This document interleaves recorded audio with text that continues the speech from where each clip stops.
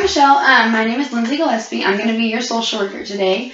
Why don't you go on ahead and introduce yourself and tell me a little bit about you? Okay, I'm Michelle McMinn. I am a mom and a wife, and we live here in Stephenville. Okay, so you said that you are a mom and a wife. So can you go on ahead and tell me just a little bit about your family? Sure. I have been married to my husband David for almost 10 years. We have two little girls, Sophie, who is 5, and Amelia, who is 2. So Sophie and Amelia are 2. So that puts them in what grades or preschool? Or Sophie is in kindergarten at Central Elementary, and Amelia is not in school, and I stay home. And so we do some preschool stuff with her. I have a preschool curriculum that we like to follow that we work on at home, so she can have school too, just like this. Okay. And so David is your husband. What does he do? He is a pastor and the director of the Charlton Wesley Foundation. Okay. And so as a pastor, I'm sure that he's probably busy a lot of the time. How do you and your daughters kind of work with that? Are y'all super involved with it? Like, how does that work with your family? We thankfully the Wesley has embraced our family, and so we try to do as much as we possibly can up there. We with Sophie starting school this year, we've kind of had to change that because she has school, and so we have to get to bed early, and so we can't stay as late and stuff like that. But we try to attend worship at least for a little while on Tuesday nights, and things that are family friendly in general, we try to attend, whether it's ice skating or playing in the park or go, movies are about the only thing that we don't do unless it's a Disney movie. So, but David's worked real hard to get a good balance. So when he has evening activities that are going to last all evening and he's not going to spend time with the girls, he tries to come home a little bit earlier so we can have some good afternoon time before he has to go back up to work. Okay. So, and then we try to, when we have free weekends, try to do that. But it gets crazy, and you can tell when he hasn't been around a whole lot, when he's had really busy weeks at work, like being gone on the mission trip. We got back and it has just been daddy, daddy, daddy, daddy, daddy, clinging to him for every little thing.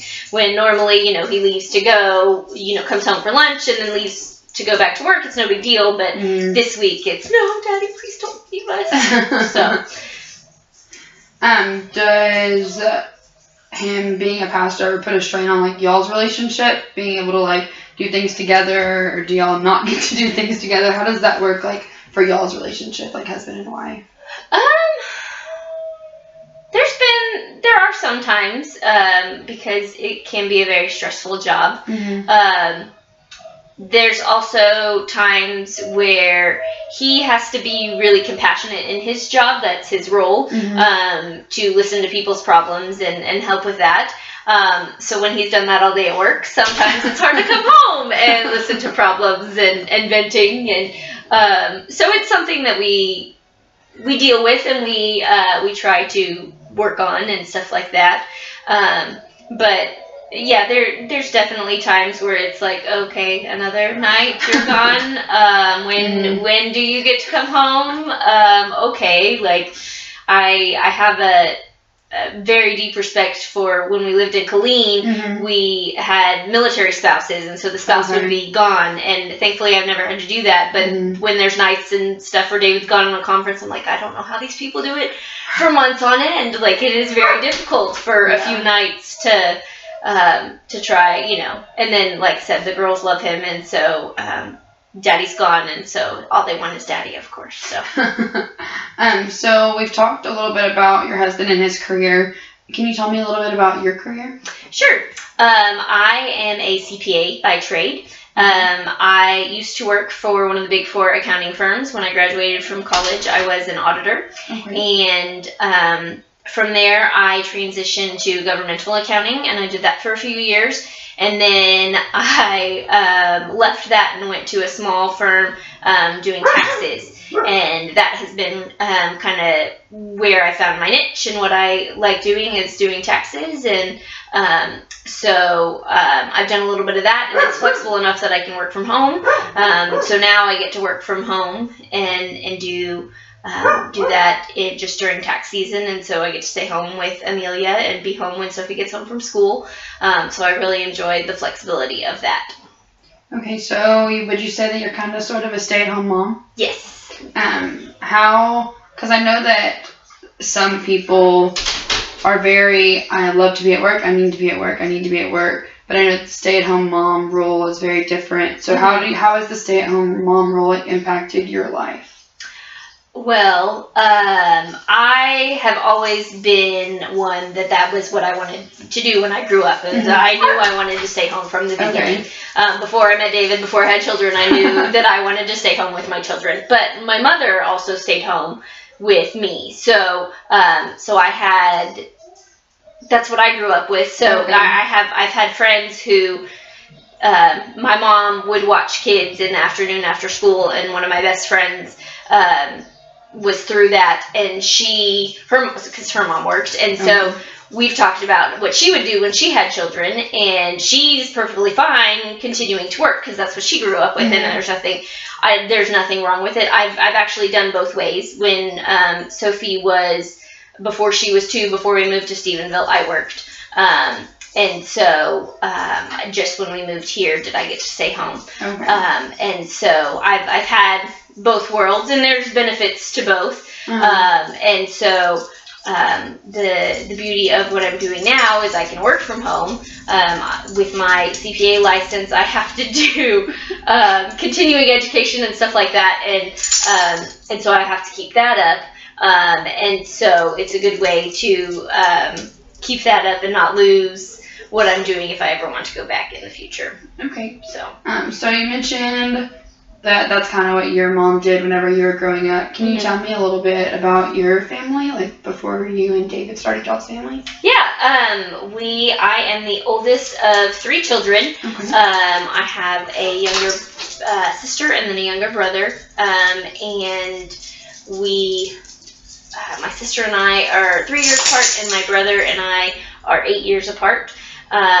So I grew up I was born in Fort Worth, but grew up in the Austin area for most of my life. My mom stayed home. My dad's actually an accountant and as well, and so I kind of got that math from him. So you grew up in Fort Worth.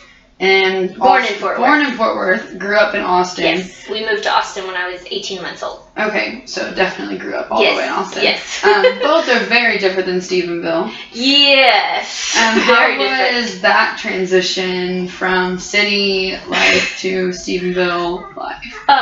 Tricky, very tricky.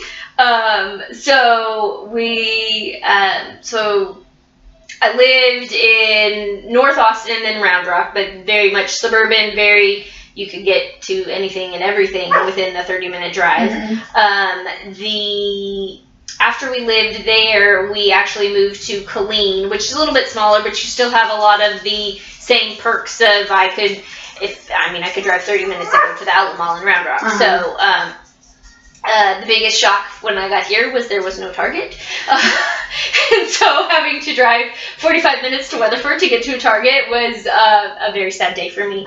And so David grew up in a very small town with one stoplight. And so this is a big, yes, for him.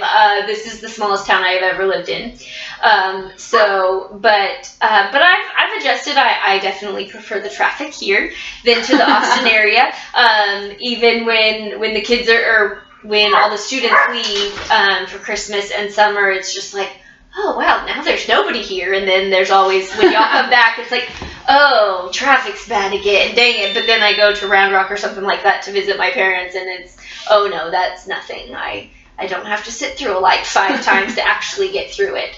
So, and there's been some really neat things that we've experienced since living here, just that I've never had before.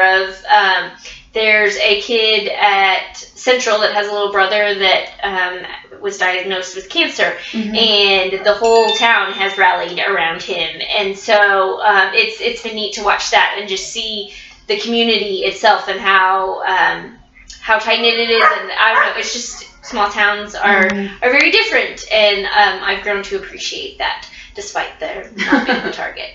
So it's my biggest complaint about Stephenville. There's no Target. So I know that you said that your family lives in Round Rock.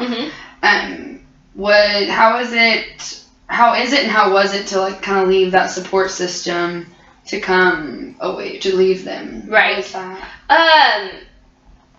The good thing it was kind of slowly in steps, because first in Killeen we were about an hour away, and actually that was a really good distance, because sometimes when your parents are too close, my family is very close, and I don't think my parents mean to be into everything, but they were definitely in everything. And so moving to Killeen, it kind of gave us the opportunity to step back and have be separate, and they wouldn't make comments about our lawn or something like that, silly stuff. But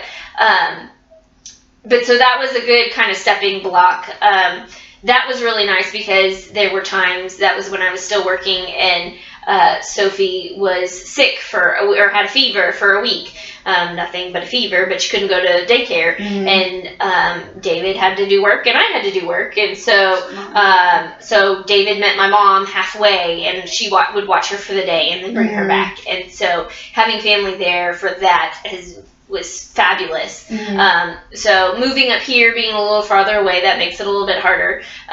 We've had to rely on other people in town and stuff like that to be able to watch the girls when we need to, and that kind of thing. But I still have a real good relationship with my parents. We still talk at least once a week probably, and they're up here every couple weeks anyways.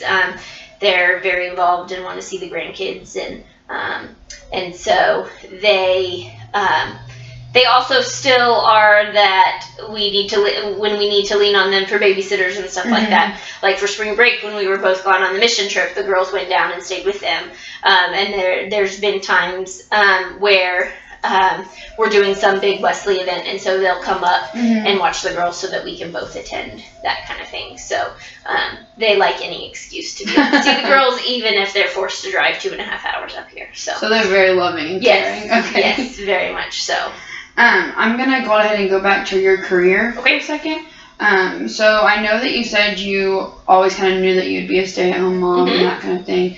Did you always know that you were going to go into accounting, or what was your goal as your career as you were growing up? I always wanted to be a dolphin trainer. Yes. So I think my mom has dug up pictures that I painted or drew as like a 6-year-old of dolphins and stuff, and that was what I always wanted to do. In high school and stuff, I went to Sea Camp, and down at A&M in Galveston, learned all about marine biology and stuff like that. I went to camp at SeaWorld. Like, I was committed. That's what I wanted to do. I wanted to train dolphins at SeaWorld. And so I went, my freshman year, I went to A&M in Galveston. They have 5 majors down there, all marine based. And so I was a marine biology major. Super excited about it. Like, this is what I've dreamed about. Yeah. I felt like I learned more in the camps that I went to than I did at school. Okay. And so it was really disappointing. I had a real hard time. I was 4 hours away from home, and I had a boyfriend that was in another place, and so just being separated from, I didn't have a real good first year college experience. And so that, and I didn't really like working in labs. I liked being out in the field. I loved being on a boat and getting to do that kind of stuff, and but I did not like just doing the lab work. And I decided at that point that I would rather be behind a desk than be in a lab. So I changed my major and transferred up to A&M in College Station. And I changed my major to accounting because the business school was harder to get into. And so once I got into that, but I also took a teaching class because I had contemplated that path too. And so I took a teaching class and didn't really like it. So I decided to stick with the accounting. And I took an accounting class over the summer too, and to see how I liked that at community college and enjoyed it. And like I said, my dad was an accountant, so I kind of had that path. And so from then on, I stuck with accounting. And I did, when I was leaving the Big Four accounting firm, I actually thought about going back into teaching. I took classes to get an alternative certification, took the not the PPR test, but the content test for math. But then I couldn't find that was right about the time where they started, or a year before they started firing all the teachers because there were too many. And so I couldn't find a job. And so, but yeah, so I have a little bit of random things, but in regards to the marine biology, you get me around the ocean and you get me around rocks and aquariums, and I'm, ooh, what's down here? I want to see what kind of critters there are, and I still love that stuff. So it's still in my heart, but just not a career. So although it's not your career, it's definitely a passion still. Yes, definitely. You, if you go to SeaWorld with me, and you don't want to spend all day at the dolphins, and you just need to leave me there. So we've talked some about your family and some about your career. Do you think that where you're at in life right now that you would have ever thought that you would be here, whether it's like all of it combined, your career and the town you're in and kind of everything, and 2 daughters and all of it, is this where you thought that you would have been whenever you were in high school?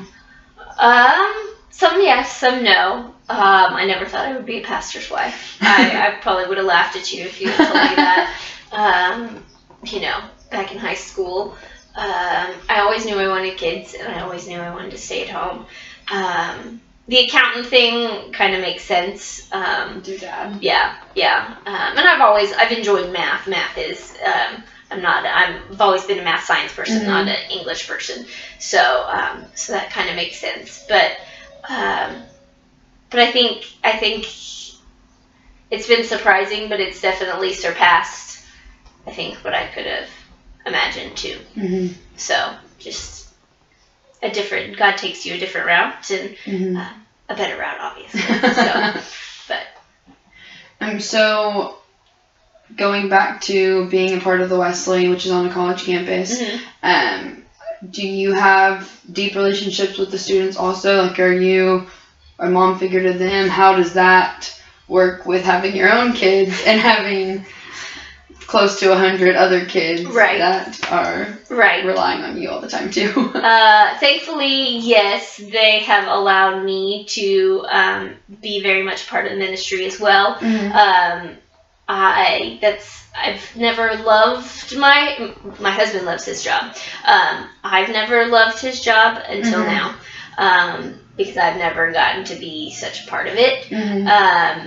And it's just a very unique situation and everything, and I just feel like we're one crazy big dysfunctional family. I think I tend to be, I have gotten the mom name because I'll discipline them just like I discipline my own children. Like, that's not a wise choice. You need to rethink that. Or one mission trip, it was like, I cannot find my phone anywhere. Can you come help me find it? And of course, within 2 minutes of looking, I find it. And they were like, yeah, we just needed mom to come help find it. So, no, I've been very thankful that the students have allowed me into their lives and grown with me and shared their lives with me. And that's why I love his job, because I love doing. I didn't realize how much I love doing that as well, but just building deep relationships with people and lifelong friendships and stuff like that.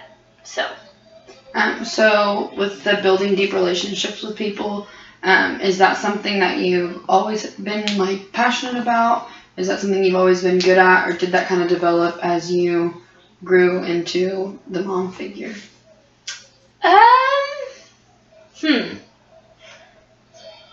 I think it's kind of been a work in progress, I guess. Before, like, beginning of my marriage and stuff like that, I wouldn't necessarily, but, like, thinking back on it now, I prefer to have a few really good friends rather than, like, a ton of medium friends. Like, I just do better, like, having deeper relationships with people. And David and I always say we like to do life with people. And so I think that's kind of part of that is to do life with people, you have to get to know their stories and you get to know them. And when you need people to lean on, but you have to have that deep relationship to be able to lean on to people. So I think I've done it in the past, but I think my role has always been different. In the past, when he's been associate pastor and youth minister, I think even with the youth minister role, I was still way too young for them to. I don't know. I was the weird in between their parents and stuff. Like the late 20s or mid-late 20s, the weird. She's too young to be our mom. Exactly. But too old to be our friend. Exactly. And so I get a little bit of that, but not to the level that I did here. And then when he was an associate pastor, we had a young adults group, and so that was kind of where I got my relationships from. That were all, people in similar life situations and stuff like that. But I guess I've been learning and honing those skills over the years. And so, I also think it's the college students' openness to it. I think they're all away from family and they're needing a family here. And so I think that has what kind of allowed us all to mesh and do that. And most of them started with a simple, hey, y'all want to come over and watch a movie or watch a show or eat dinner and stuff like that. And then that allows for it to grow and build. But it has to be a two-sided thing. If somebody's not really interested in that, then it doesn't happen. But we try to be open to it. So we've talked a lot about your career and your family, and not just your actual family, but your entire crazy family at the campus ministry that your husband is the pastor of. And we've just kind of talked about life in general. Overall, I think that I could say that you just seem happy. But is it safe to say that you're just like you're happy where you're at in life right now? Yes. So I think that that's about all the time that we have for today. Okay. I would love to talk more about your passion for others sometime, but we're about at our 25-minute mark for today. So thank you so much for meeting with me today, and I look forward to speaking to you again. Thank you. Me too.